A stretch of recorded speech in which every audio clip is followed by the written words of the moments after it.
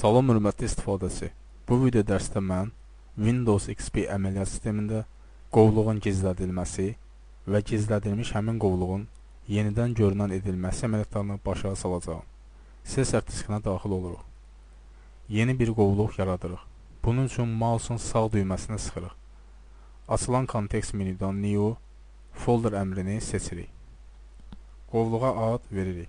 Məsələn, image təyin edib Enter düyməsini sıxırıq. Beləliklə qovluq yaradılmış oldu. Image qovluğunu gizlətmək üçün kursoru qovluğa yaxınlaşdırıb onu seçirik. Qovluğun seçilməsi onun rənginin digərlərindən fərqlənməsi ilə bilinir. Qovluğu seçdikdən sonra kursoru onun üzərində saxlamaqla mouse'un sağ düyməsini sıxırıq. Açılan kontekst menüdən Properties əmrini seçirik.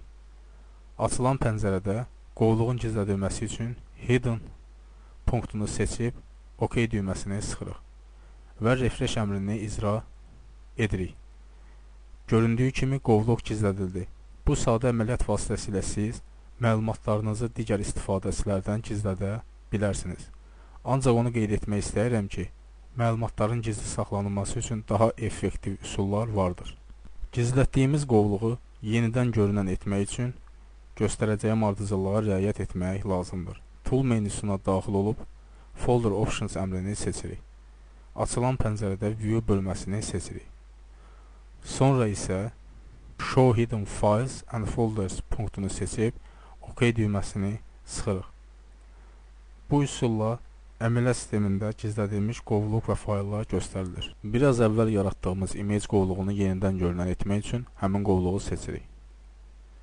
Kursoru qovluğun üzərində saxlamaqla mouse'un sağ düyməsini sıxırıq. Açılan kontekst menüdən Properties əmrini seçirik. Açılan pəncərədə Hidden punktunu deaktiv edib OK düyməsini sıxırıq. Beləliklə, biraz əvvəl gizlətdiyimiz image qovluğu yenidən görünən oldu. Bu hissədə video dərsi bitirirəm. Diqqətinizə görə sağ olun.